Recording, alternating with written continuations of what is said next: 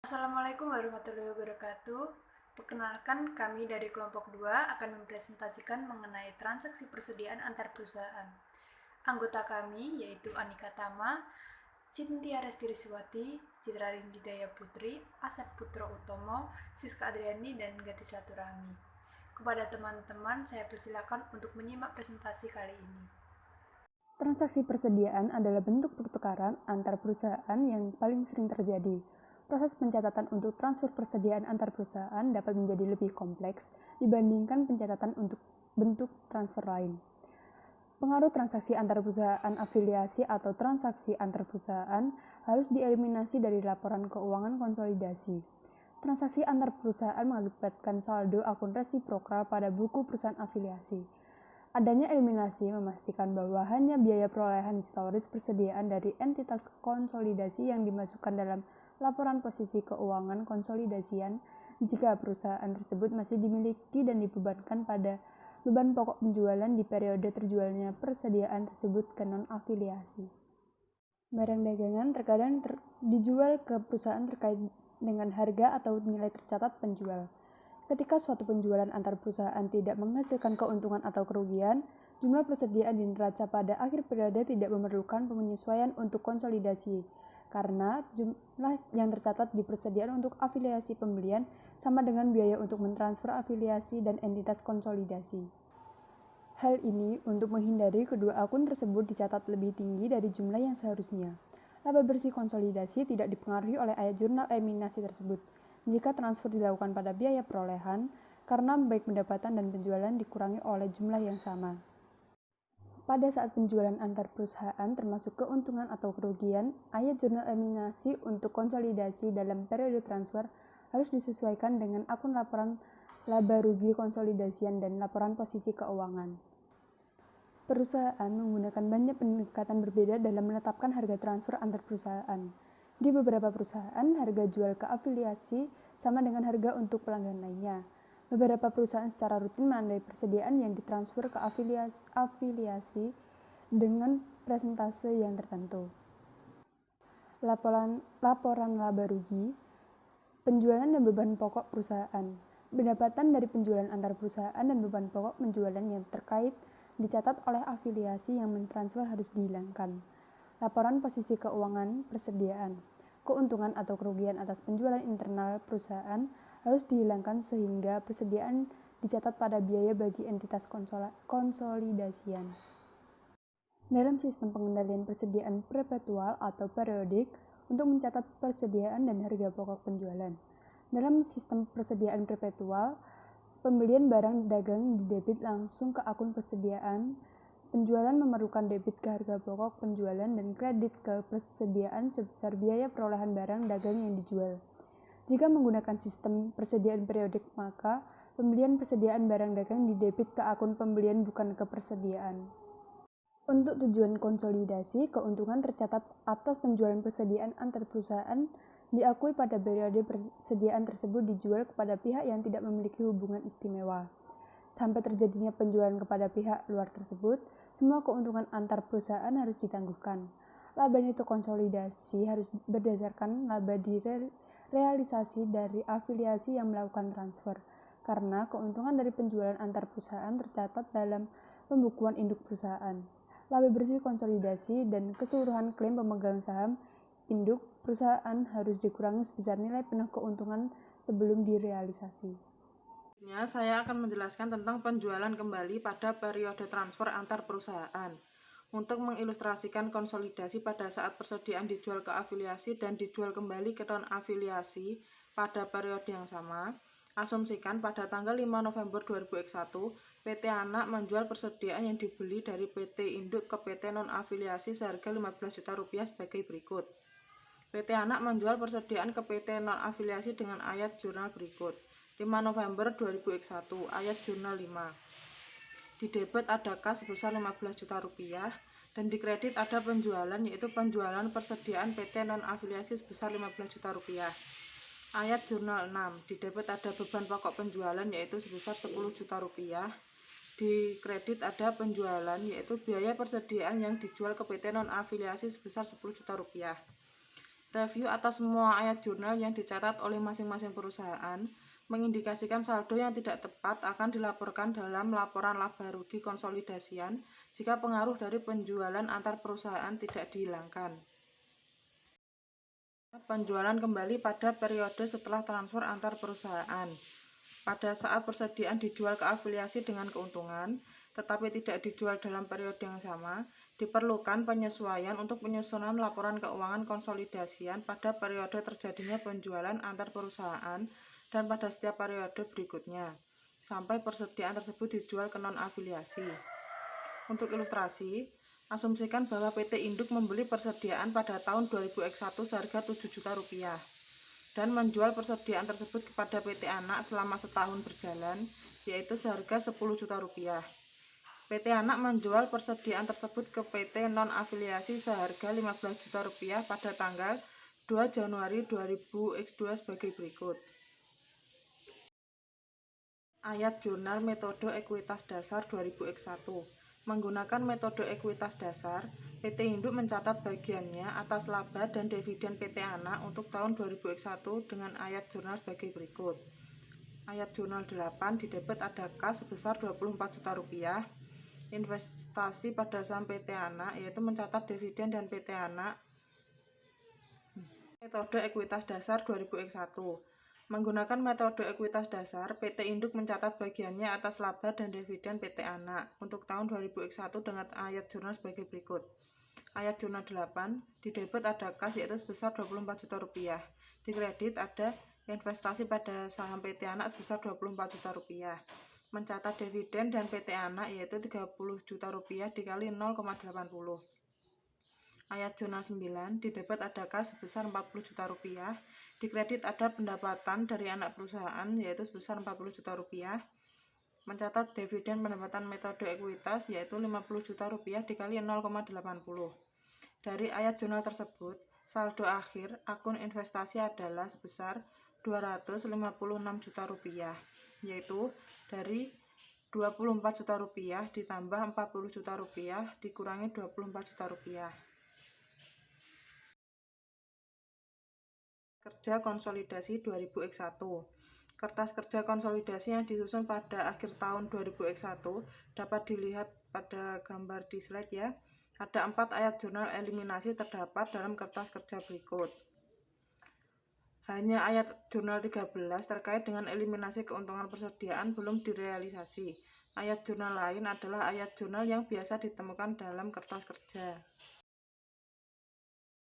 Konsolidasi 2000X1. Laba bersih konsolidasi tahun 2000X1 dalam kertas kerja yang ada di gambar itu sebesar Rp180 juta. Jumlah ini dapat diverifikasi sebagai berikut. Teman-teman bisa lihat di gambar yang ada di slide. Kertas dasar 2000X2. Selama tahun 2000X2, PT Anak menerima Rp15 juta dari penjualan persediaan ke PT non-afiliasi atas persediaan yang semula dibeli dari PT Induk sebesar Rp10 juta di tahun 2000X1. Selain itu, PT Induk mencatat bagian prorata atas laba bersih dan dividen dari PT Anak untuk tahun 2000X2 dengan ayat jurnal metode ekuitas dasar berikut ini. Ayat jurnal 14 didebit ada kas sebesar Rp32 juta. Di kredit ada investasi pada saham PT Anak sebesar Rp32 juta. Mencatat dividen dari PT Anak sebesar Rp40 juta dikali 0,80. Ayat jurnal 15 didebit ada investasi pada saham PT Anak yaitu sebesar Rp60 juta. Di kredit ada pendapatan dari anak perusahaan yaitu Rp60 juta. Mencatat pendapatan metode ekuitas yaitu Rp75 juta dikali 0,80. Investasi pada pembukuan PT Induk akan tampak sebagai berikut, yaitu teman-teman bisa lihat di gambar di slide. 2000X2. Kertas kerja konsolidasi yang disusun pada akhir tahun 2000X2 disajikan pada gambar yang ada di slide. 4 jurnal eliminasi yang diperlukan adalah sebagai berikut. Ayat jurnal 16 mengeliminasi pengaruh ayat jurnal metode ekuitas dasar, ayat jurnal 14 dan 15 yang dicatat oleh PT Induk selama tahun 2000X2. Ayat jurnal 17 mengalokasikan bagian laba ke pemegang saham non-pengendali, yaitu 75 juta dikali 0,20 dan memunculkan peningkatan klaim pemegang saham non-pengendali atas aset bersih PT Anak dalam kertas kerja tahun 2000X2.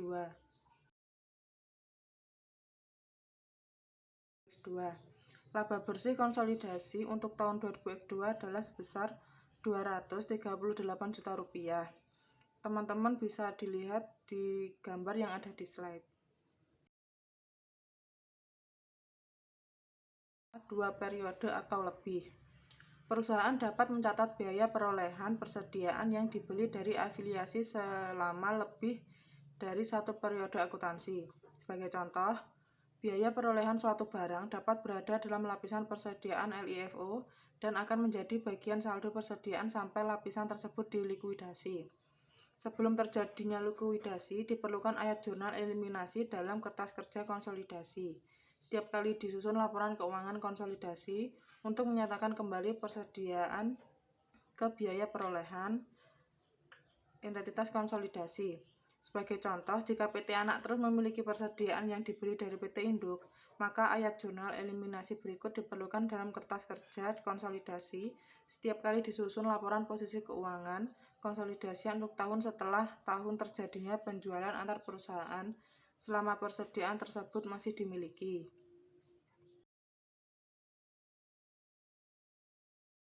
Assalamualaikum warahmatullahi wabarakatuh. Saya Citra Nidya Putri. Di sini saya akan menjelaskan mengenai penjualan upstream atas persediaan.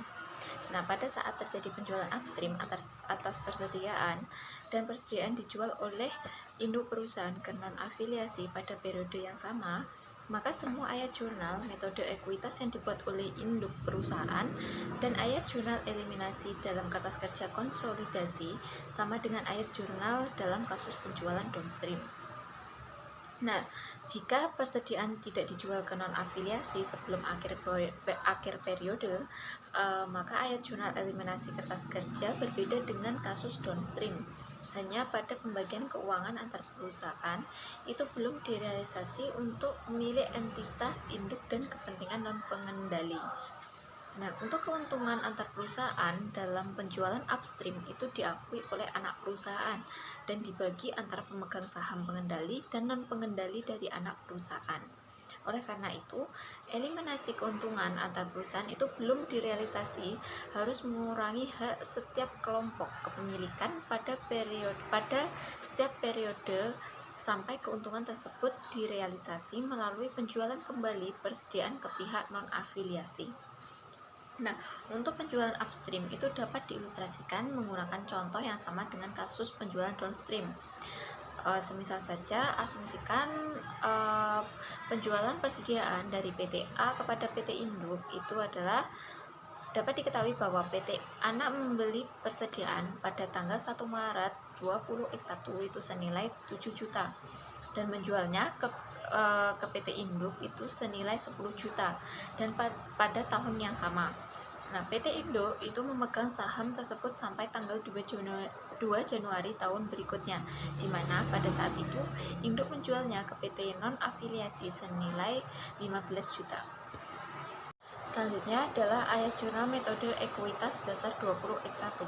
Pada PT Induk itu mencatat ayat jurnal metode ekuitas dasar di tahun 20X1, yaitu kas itu terdapat di debit sebesar 24 juta dan investasi pada saham PT Anak itu sebesar 24 juta di kredit. Dan untuk investasi pada saham PT Anak itu sebesar 40 juta di debit dan pendapatan dari anak perusahaan itu sebesar 40 juta di kredit. Nah, untuk ayat jurnal itu sama dengan ayat jurnal pada ilustrasi kasus penjualan downstream. Kertas kerja konsolidasi 20X1. Kertas kerja untuk menyusun laporan keuangan konsolidasi tahun 20X1 itu tampak pada tabel yang ada di PPT. Nah, untuk semua kertas kerja, ayat jurnal eliminasi pada tahun berjalan terjadinya transfer antar perusahaan pada kasus upstream itu sama dengan ayat jurnal pada kasus downstream, kecuali untuk ayat jurnal E24 karena keuntungan antar perusahaan pada kasus upstream yang diakui oleh PT anak itu dibagi antara pemilik entitas induk dan kepentingan non-pengendali. Laba bersih konsolidasi 20X1. Laba bersih konsolidasi untuk tahun 20X1 yang disajikan di figur 7-3 sebesar 177.600.000 setelah mengurangi bagian laba pemegang saham non pengendali. Ayat jurnal metode ekuitas 20X2. PT Induk mengakui bagiannya atas laba dari dividen PT anak untuk tahun 20X2 dengan ayat jurnal metode ekuitas dasar sebagai berikut. Tanggal 27 kas investasi pada saham PT anak mencatat dividen dari PT anak sebesar 40 juta kali 0,80. Pada tanggal 28 investasi pada saham PT anak pendapatan dari PT anak mencatat dividen PT anak sebesar 75 juta dikali 0,80. Sebagian pada ilustrasi downstream, saldo akun investasi pada akhir tahun 20X2 sebesar 284 juta rupiah. Ayat jurnal E30 mengalokasikan laba sebesar 15.600 sama dengan 75.000 ditambah 3.000 3 juta kali 0,20 ke pemegang saham non pengendali berdasarkan laba bersih dari realisasi anak perusahaan. Laba yang dialokasikan ke kepentingan non pengendali terdiri atas bagian proporsional dari laba bersih dilaporkan PT anak sebesar 75 juta dan keuntungan persediaan terrealisasi di tahun 2021 sebesar 3 juta. Ayat jurnal E32 secara eksplisit berhubungan dengan eliminasi keuntungan persediaan dari penjualan upstream. Dalam penyusunan laporan keuangan konsolidasi tahun 20X1, keuntungan belum direalisasikan dikurangi secara proporsional dari laba bersih konsolidasi dan laba yang dialokasikan ke kepentingan non pengendali. Laba bersih konsolidasi 20X2. Laba bersih konsolidasi untuk tahun 20X2 yang disajikan pada kertas kerja dalam figur 7-4 sebesar 238 juta. Angka ini dapat diverifikasi sebagai berikut. Laba operasi PT Induk 160 juta, laba bersih PT anak 75 juta, laba antar perusahaan direalisasi dari penjualan persediaan upstream sebesar 3 juta, laba direalisasi PT anak sebesar 78 juta, laba bersih konsolidasi 238 juta, laba kepentingan non pengendali, laba bersih konsolidasi tahun 20X2 sebesar 222 juta. Jadi laba bersih 15.600.000. Assalamualaikum warahmatullahi wabarakatuh. Saya Siska Andriani akan melanjutkan penjelasan dari teman saya mengenai pertimbangan tambahan. Frekuensi transfer persediaan antar perusahaan dan bervariasinya keadaan transaksi dapat menimbulkan berbagai isu implementasi. Beberapa isu tersebut akan dibahas secara singkat pada bagian ini. Yang pertama, penjualan dari satu anak perusahaan ke anak perusahaan lain. Transfer persediaan sering terjadi antar perusahaan dalam pengendalian atau kepemilikan bersama. Pada saat satu anak perusahaan menjual barang dagangannya ke anak perusahaan yang lain, ayat jurnal eliminasi sama dengan yang telah disajikan untuk penjualan dari anak perusahaan ke induk perusahaan. Jumlah penuh dari keuntungan antar perusahaan belum direalisasi dan dieliminasi.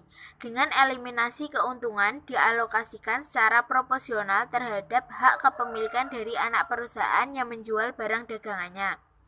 Sebagai ilustrasi, asumsikan bahwa PT Induk memiliki 90% saham beredar PT Anak 2, selain dari 80% kepemilikannya di PT Anak.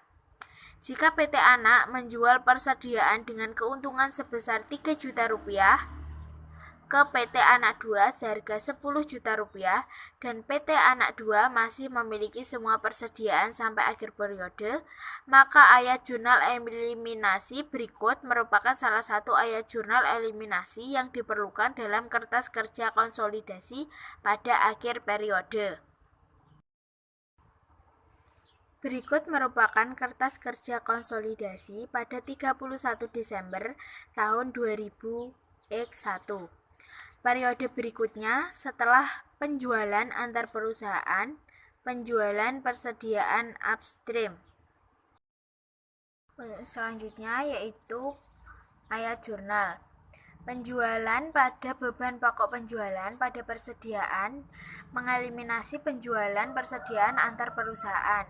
Penjualan masuk pada debit sebesar 10 juta rupiah, beban pokok penjualan masuk pada kredit sebesar 7 juta rupiah, dan persediaan masuk pada kredit sebesar 3 juta rupiah. Eliminasi keuntungan antar perusahaan belum direalisasi sebesar 3 juta rupiah, dialokasikan secara proporsional antara kedua kelompok pemegang saham dari afiliasi penjual.